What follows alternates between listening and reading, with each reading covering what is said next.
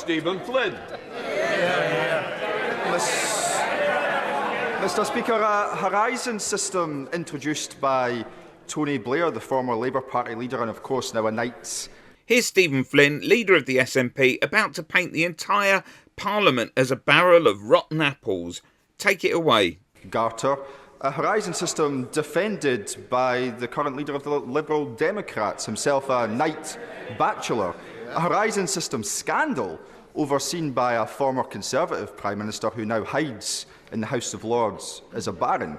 The reality is that sub-postmasters never stood a chance against the Westminster establishment, did they? Well, Mr. Speaker, as I've said, this is actually one of the greatest miscarriages of justice in our country's history.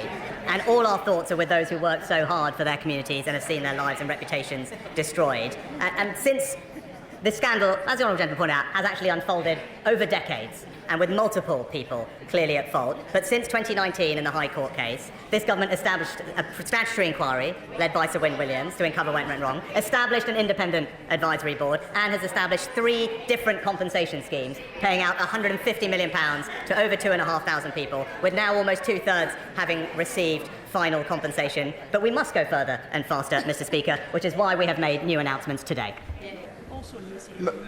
Mr. Speaker, I don't think the Prime Minister quite gets it. This isn't just a plague on all their houses. This is a plague on this House itself, because injustice goes far beyond just the sub-postmasters.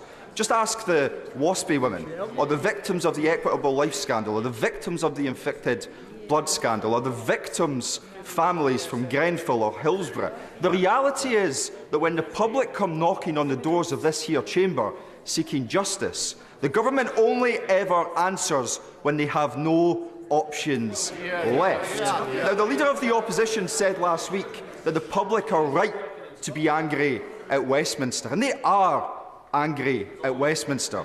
They're angry at Westminster because they know that this place never really changes.